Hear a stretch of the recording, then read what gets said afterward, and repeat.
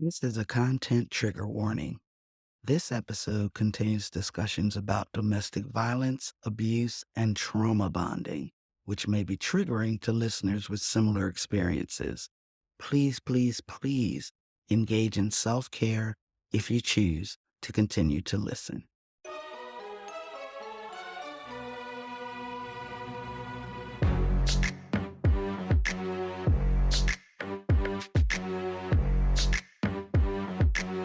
Let's get into it. Welcome to the Kandid shop. We speaking on things you not. Just press play and let it rock. Welcome to the Kandid shop. Whoa. Welcome to the Kandid shop. We speaking on things you not. Just press play and let it rock. Welcome to the Kandid shop. Feel like we going through mad things. Gotta keep it real when they choose not. We gon' talk about it when the news drop. Welcome to the show where you know we don't fake this. Keep your opinion to yourself if it don't make sense. Hey, hey, hey, fam, it's your girl, Candidly Kristen, and this is the Candid Shop, where we always keep it candid. Today, we are going to be diving into the topic of trauma bonds, what it is, what it's not, how they happen, and most importantly, how you can break them. Joining me for this important discussion are creator and host of the personal development podcast, Watch Us Thrive, Miss Lianne, and licensed mental health counselor, certified clinical trauma professional, certified compassion fatigue professional, and educator, Natasha D'Arcangelo. Welcome, welcome, welcome, ladies, to the Candid Shop.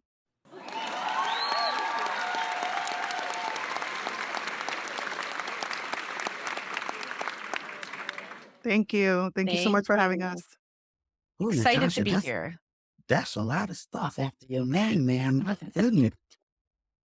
I do have a Um, lot of letters behind my name, yes, yeah. you do. So listen, trauma bonding is, I don't know, it's become a bit of a trending term. It's misunderstood, minimized, and even romanticized. So I went in search of a definition for trauma bonds and came up with this. Trauma bonding is the formation of an emotional attachment between a person and their abuser, which often makes the victim of the abuse feel compelled to stay in the relationship. Fundamentally, it's about dependency and having someone abusive fulfill your emotional and spiritual needs.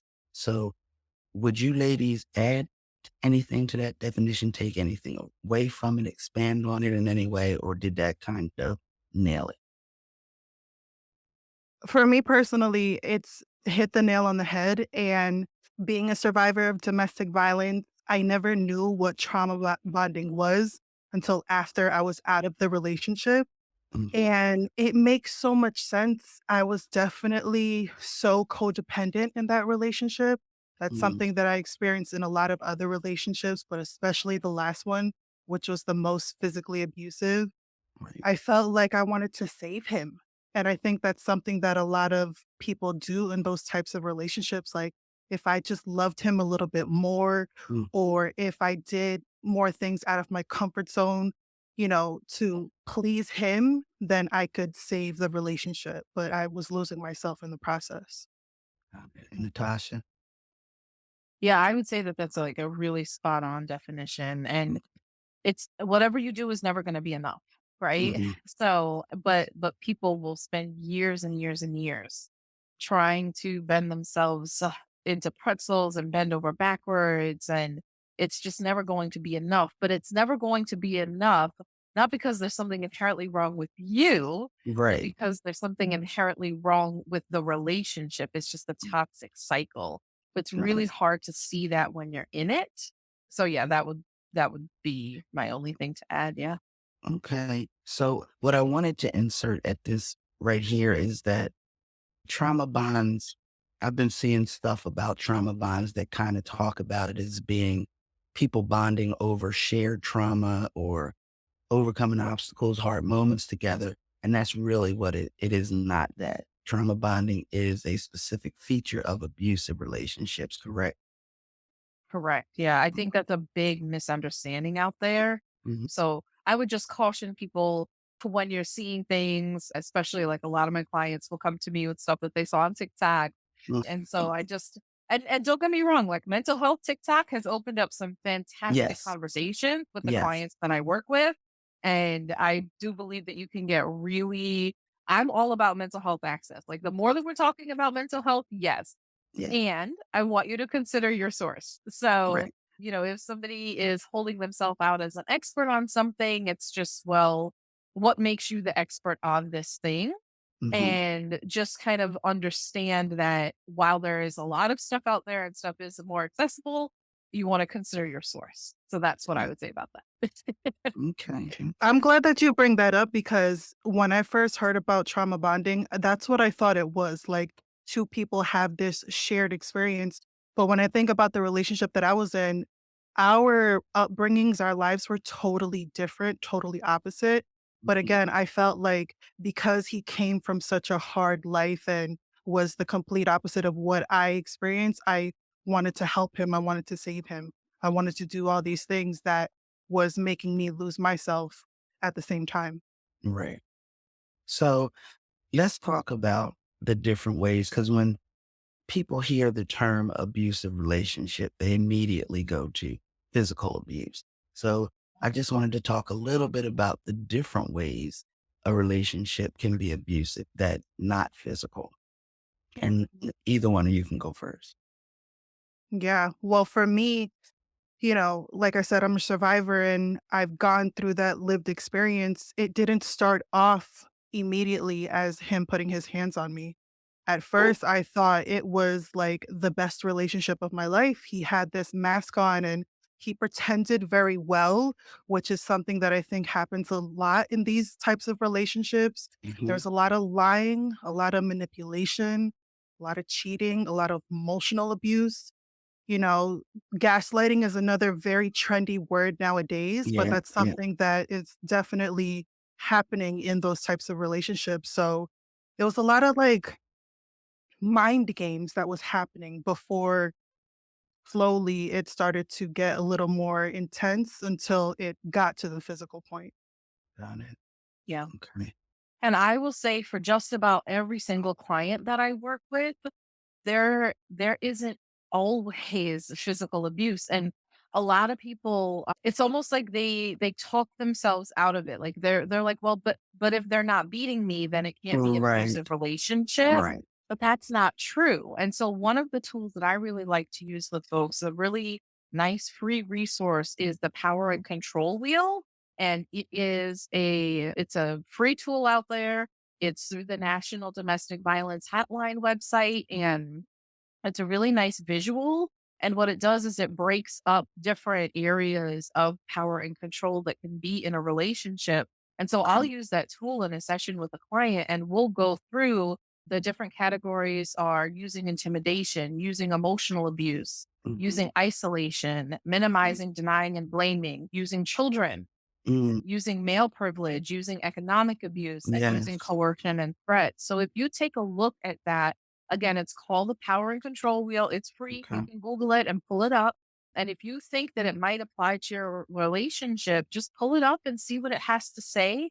Mhm. If there are people who, that's just the one that comes up on the National Domestic Violence Hotline. But I work with clients who are under the LGBTQIA plus umbrella. And so there Okay. is one for non-hetero couples Got and it. throuple situations as well. So if that applies to you, that resource is available out there also, is it doesn't just happen with cis-het Right. relationships. Right. So, Right. and I think that's another thing that people Hmm. don't always realize is you can be in an abusive relationship even if you're not in a cis-het situation. So Right. I think that's another thing that people tend to try to talk themselves out of. Yeah. So, what do you ladies believe? How big a role do you ladies feel like childhood attachment issues play in adults being more likely to be in a trauma bond situationship, relationship, whatever? Is there some, maybe not causation, but some correlation between childhood attachment issues, maybe abandonment issues, that make somebody more prone to be in this kind of relationship or the trauma bond?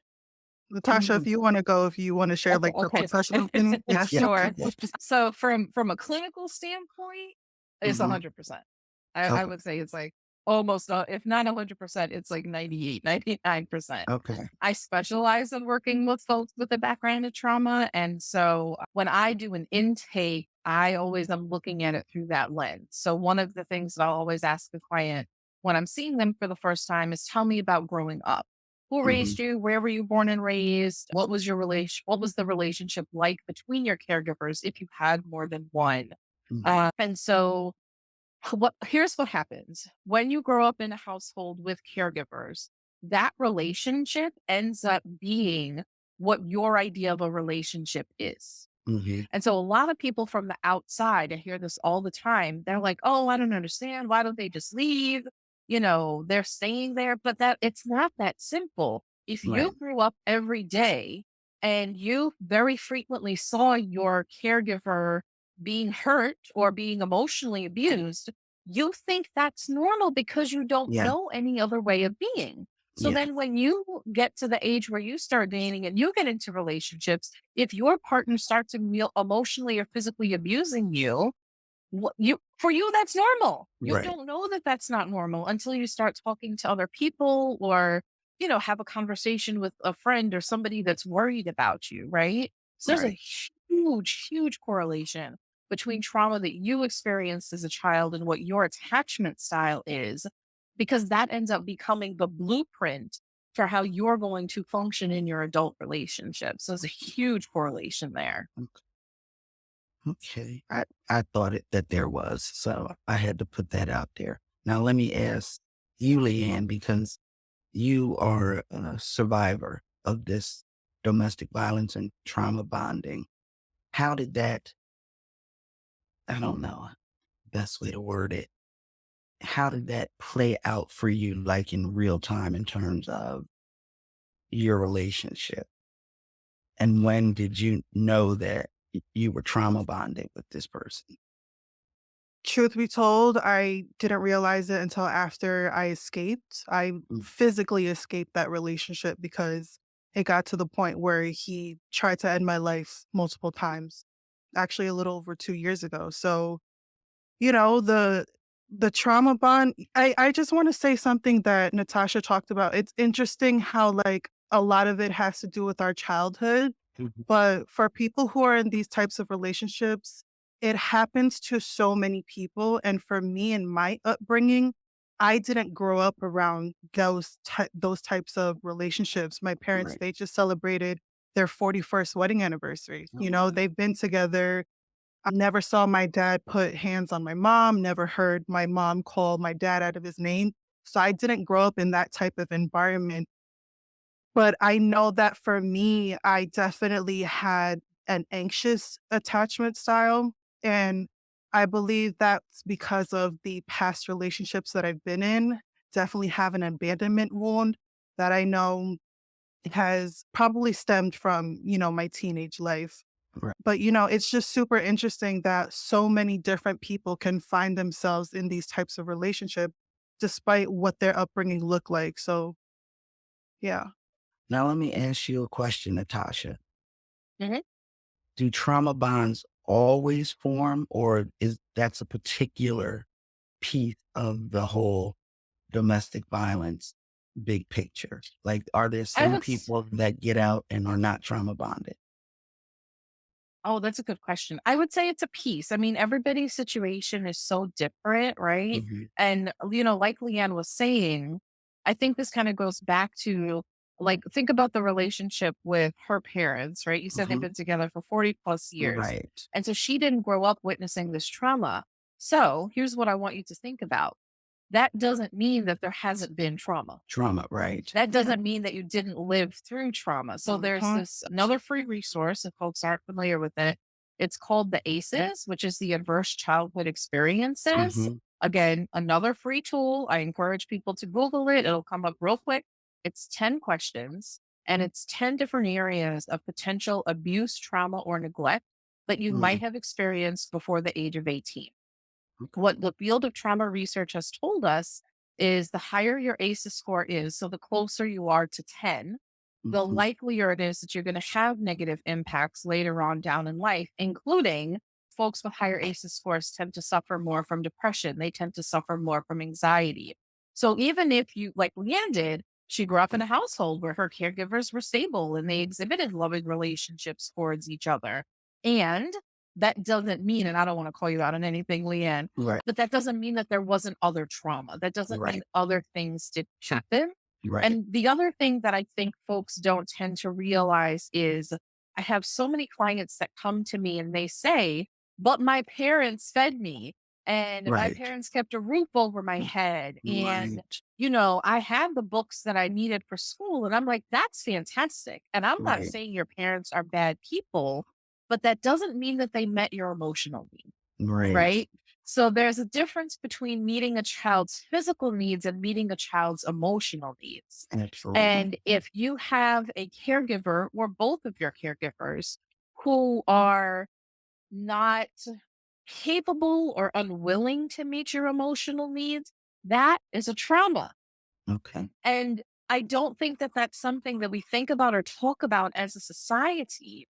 And a lot of times what I do in session is it's almost like I have to give them permission to say, like, two things can be true at the same time. Your Mhm. parents did the best that they could for you, and the decisions that they made caused some long-term emotional damage. Mhm. And Yes. and that's a lot of people, that's like news to them. Yeah. It was Yep. news to me.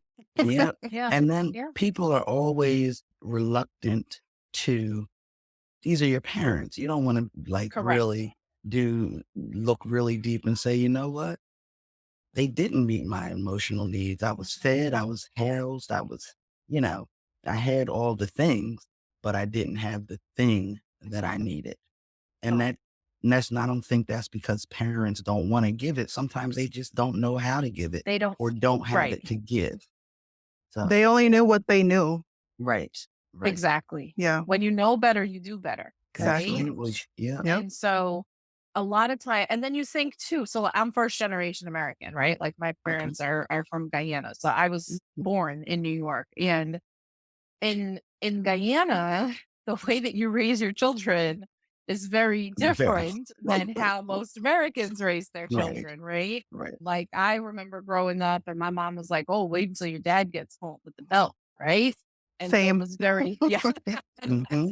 So it was very fear based. And so I grew up to be a very anxious child Right. and to be a Right. very anxious adult rather.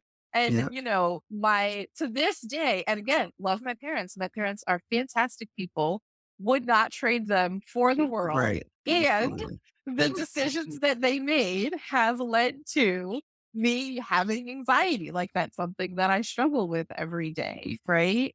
So, it doesn't make you a bad person to Right. acknowledge that your emotional needs went unmet. And in like 98, 95% of the cases, it's not that your parents were deliberately trying to Right. hurt you or being Right. intentional about it, but they only know what they know, Yep. Right. right? And for a Right. lot of our parents, I mean, my parents were new to this country and they were trying to establish a life here and, working really hard and going to school. And I'm the oldest. So I'm like the experiment child. Right. Back to my sister. I'm the baby. Yep. so, so they didn't know about the FAFSA until it was Yeah. my turn to start to go to college. So, Right. they're doing the best that they can. And sometimes that means that your emotional needs go unmet, but it doesn't mean that they're bad people. Yep. Right. Or that they didn't love you. Right. Correct. Correct. So Yeah. that the cultural piece is a good segue. Do you see a higher number of trauma bond type relationships in a particular culture or socioeconomic group? Is there, or it's just across the board? It comes in all shapes, colors, sizes, or one part of the population or segment of the population more prone to it? I would say from a clinical perspective, it's across uh, races, ethnicities, Right. cultures, socioeconomic status. In fact, that ACEs that I mentioned earlier, that actually was a study done by Anda and Felitti, a pediatrician and a public health doctor out in California, When they first launched that study back in the 90s, they surveyed 17,000 people. It was a Mm, lot of people, right? mhm, And what they found was 50% of the population had at least one ACE, at least mhm. one. And again, that was across gender, socioeconomic status, Okay. ethnicity, culture, all of that. We don't realize how common ACEs are. Mhm. So from a clinical perspective, no, that's not a determinant. Okay. All right. Yeah. What I realized, like doing research around domestic violence, the stat that I came across that blew my mind is that 1 in 3 women are a victim in their lifetime of being in these types of relationships. And, it's something that's happening so much more than we even realize. There's such a stigma around it. We don't want to talk about it because it's very uncomfortable to bring to the light, but it's happening everywhere. Doesn't matter what you have in your bank account, doesn't matter your Mhm. size, doesn't matter your religion. It's happening so much more often than we realize. So we have to talk about it so we don't normalize that it's okay because it's not. Right. And we take the stigma away, and more people are Yes. willing to say, "Hey, you know what? I Me am too. Yes. in this." Yep, me too, in this situation. Yep. So, ladies, Exactly. what are the top signs that you have formed a trauma bond? Leanne, I think you should go first with lived experience. Yeah, Yeah, no, lived absolutely. experience. Absolutely. I actually looked up a blog post just to see what people were saying, and every single thing that I saw in this blog post, I experienced. Okay. So, wanting to change your partner, like I said before, I felt like I could fix him, I could save him. That was definitely something that I experienced. Keeping him a secret to my family, like, no one people knew that I was in a relationship, but they never met him because I just got that feeling that, like, I don't wanna introduce him to people that I know, and I think that's definitely a red flag, like, if you feel that way about your partner, Right. something is off, right? Leanne, can I interrupt you and just ask, Yeah. how long was that relationship, your We were relationship? only together for 10 months, but it felt like Oh, 10 wow. years. But it happened very quickly. Like the Okay. relationship progressed super fast. It happened during COVID. I met him the end of April 2020. So Okay. that's when the world was like locked down. And, he moved in 2 weeks after we met, became boyfriend and girlfriend. And it just progressed very, very quickly, which is another Okay. red flag, right? Okay. Yep. Another thing that I saw, saying the good days, even if few outweigh the bad, like that's Mm, something that I definitely experienced too. Oh, it's not that serious. Oh, it's not going to happen again, but it's going to happen again. And it's going to mm, be worse every single time. And unable to leave. Like I saw a statistic that the average number of times it takes a victim to leave this type of relationship is 7. For me, it was 3 times. And the last time, like I said earlier, was the most horrific thing that I ever experienced that I went through, but it's hard. It's hard. And I think a lot of people don't really understand until they're in it. Like we said mm, before, a lot of society question, oh, why didn't you just leave? And I mhm. used to be that type of person too before I found myself in this type of relationship. But you really don't understand until you're in it how difficult it is to really leave these types of relationships. Yeah. Also, statistically, just so folks know, when you do leave, that is when you are in the most danger. Yep. Yeah. And so that I don't think people realize that, but I have worked with clients before where they have planned for years, Yeah. years in order to be able to leave. And so if you have somebody that you care about that you suspect is in this kind of relationship, the best thing that you can do for them is not lecture them about leaving. Right. Chances are they're probably already thinking about it or they want to leave. But if there are children involved, what are you Huh. going to do with kids? Yeah. Yep. There are a lot of people that stay because of their pets, right? Yeah. The partner will threaten to kill the dog or Mhm. something Right. like that. Or a lot of times, again, going back to that power and control wheel, many times the partner will not allow the other person to work. And so Mhm. financially, where are you Yeah. going to end up homeless on the streets, Yep. right? Right. So Right. it's not as simple as just leave. Mhm. And remember, if you have somebody that you know and love that's in this situation, what if and when they do decide to leave, because it has to be their decision, Yep. that is when they are at the most like they're in the most danger. Mhm. Right. Statistically, that's when they're likeliest to get hurt. So Yep. the best Mhm. thing that you can do for them is provide them with resources. Right. See if there's like a local domestic violence shelter in the area, give them the phone number.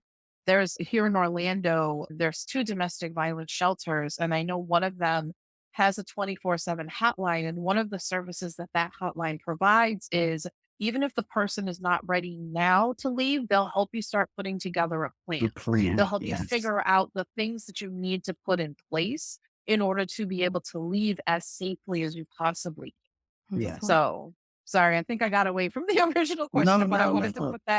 I Yeah, wanted to put please. that out Thank you. As there. much information as we can cram into this chat is all the better for any, if one person hears it and recognizes that what they think and feel they're in is what it is. Mhm. That's the most important thing. So, how can that person that's listening who thinks or knows that they're trauma bonded with their partner who's abusive in however way they are abusive, how can they begin to detach and then ultimately heal, leave Well, and heal? for me, since, I experienced that, the healing process started for me when I decided to speak up. Like I said before, no one knew what was going on until that night when my life was almost taken away from me. And that was the first time that I spoke up. I ran to my best friend's apartment. It was like 1 o'clock in the morning. I'm half naked, I'm Mm. disheveled, and I'm banging on the door. And she opens up and she's like, "What the hell is going on?" And I Right, told her. And she was the one who pushed me to call 911 because I wasn't even going to because I was scared to get him in trouble. I was right. worried about what's gonna happen to him. So I think the first important step, like I said, I'm only going to speak on me and my experience, but using your voice to take your power back has Mm. completely changed my life. As scary as it may be, if you have at least one person in your life that you trust, whether it's a friend, family, professional, whatever it is, you got to tell somebody what's going on. You don't need to continue suffering in silence because unfortunately, we see it so many times on the news how many cases where the victim succumbs to the abuse and they're no longer able to speak up and say what's going on. So the first step is just to talk about it, as uncomfortable as it is. Yeah. Okay. And I don't think I could have said it any better, but yeah, Yeah. reach out to somebody. Reach out to somebody, obviously being a therapist, I'm going to encourage people to go to counseling, go to therapy. There are therapists that specialize in this, right? So sometimes when you're in a trauma bonded relationship like this, your partner will monitor your internet use. And so be careful what you're Googling because they Hmm. can they can see that internet search history. Yeah. But if you have somebody that you trust, or if you can go to a public library and you can use a computer there, you can look up what are the local resources for a domestic violence shelter. Also, all of those websites, if you do Google them, they Hmm. do have, I'm sure there's an IT term for it. I don't know what the Hmm. IT term Right. is, but there's a little box in the corner that says if you need to get out of this website quickly, click here. Okay. Right. So if you Okay. do happen to be in the house and the person comes back unexpectedly, all of those websites have that on there. And so, again, even if you're not ready to leave now, call a hotline because they're going to have resources for you. They can help you put together a plan, right? 988 launched last year. It's the mental Yes. health alternative to 911. It's a Yes. crisis line. They are available 24/7. So that's another thing that I would encourage folks to reach out to. RAIN is another resource that not Hmm. everybody knows about. It's the Rape, Abuse, and Incest National Network. Their phone number is 800-656-4673. The Trevor Project also has a Yeah. crisis hotline. There's the Yeah. Trans Lifeline. So there's resources out there. So I would encourage you to do a little bit of research in a place that's safe for you where your internet traffic is not going to be monitored and connect to those resources. The people on the other end are going to be a safe and non-judgmental space for you. So Yeah. Absolutely. reach out for help. I promise you there's people on the other end of this. I've worked with, for me, it's been women. I haven't had any folks assign me at birth that have been in domestic, at least in my clinical expertise. Right. But the women that I've worked with, they've been in active abuse situations, Right. right? And so don't feel like if you're in currently an abusive situation that if you go to see a counselor, the only thing the counselor is going to tell you is to leave. That's not my job. Mhm. Right. I can't tell Right. you to do that. That's not my decision to make. I'm not living your life. Now, if you come to me and you tell me you need help and you want resources, I have had women in my office before where we call the domestic violence shelter together and they Mhm. start writing down a plan in my office, right? Like I will do that with you, but I'm not going to tell you that you need to leave because that's not my decision to make. So Right. don't feel like if you're going to a counselor that it's pointless because they're just going to tell you to leave. Right. Like Leanne was saying, even just having one person listen to you can be at least some kind of relief, some kind of relief. And hopefully we'll be able to provide you with some resources. Mhm. Yes. For Now, sure. ladies, let's talk a little bit about post trauma bond, post abusive relationship. What are some, I guess everybody's journey is different, but Leanne, for you, because it is your lived experience, your journey to healing once you were out included, I'm guessing, your podcast. Mhm. Yes. Somebody that. But that was not until I've been, like, really in it. So, like, immediately after, like I said, I escaped. I was living out of state. I was actually in Florida, and I came back home to my home state, and I was around my family. Like, Mm, when I was in this relationship, again, like I said, no one knew what was going on, and I very much isolated myself, and he was also isolating me from my family and my close circle, which is something that happens in these relationships.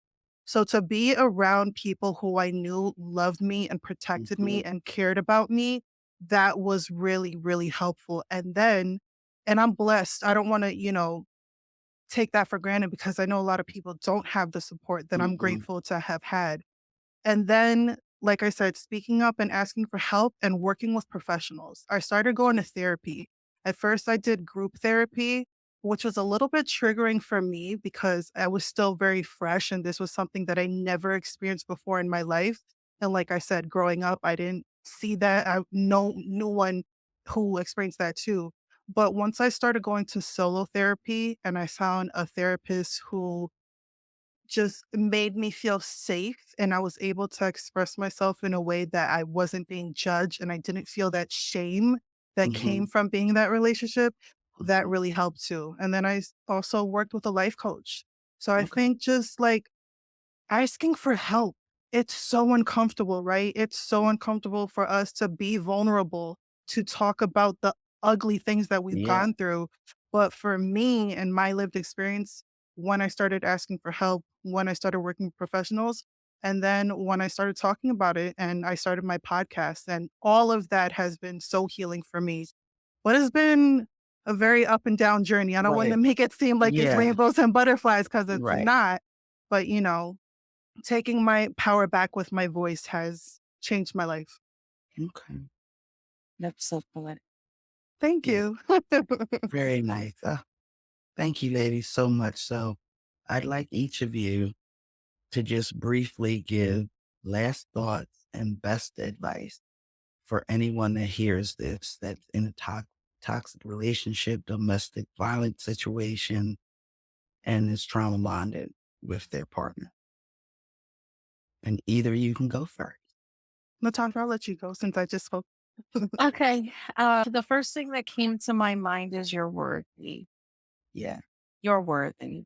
Yeah. You deserve better.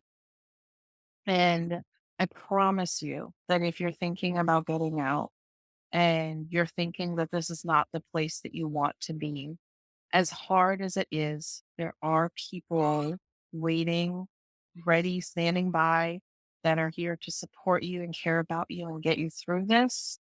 Whether that is a professional counselor, whether that's staff at the domestic violence shelter, whether that's friends or family that you have. And the best thing that you can do is reach out, like Leanne said, to at least one person and don't feel like you're in this alone because I promise you that you are not alone in it. And if you've been waiting for a sign from the universe, let this be your sign from the Yes. universe to Amen. reach out to Mhm. somebody and let this be you're kicking the behind Right. to stop keeping the secret and talk to somebody. Mm, yes. I like ditto everything that she said.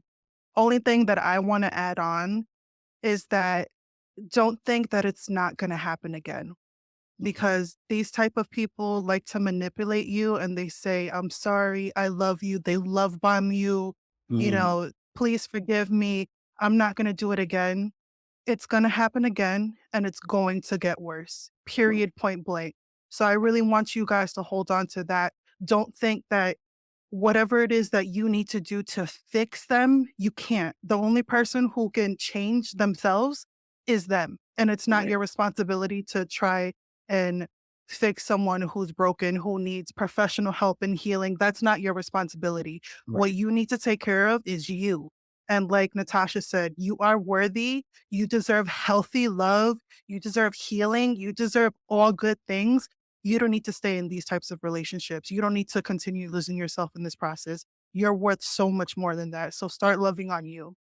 Yes. Yes. And yes. Oh, I remember. I'm saying that to myself, okay? Listen, I'm an adult survivor of childhood sexual abuse, right? Mm, I'm so And an sorry. adult survivor of domestic violence. So every Mhm. time I do these episodes, it just reaffirms my healing and helps Yes. me Yeah. in my journey. Yep. I am in a happy, healthy relationship now, and I'm 56 years old. Yes. I And love that in for all you. this Proud. Yes. so listen, Yeah. ladies, thank you.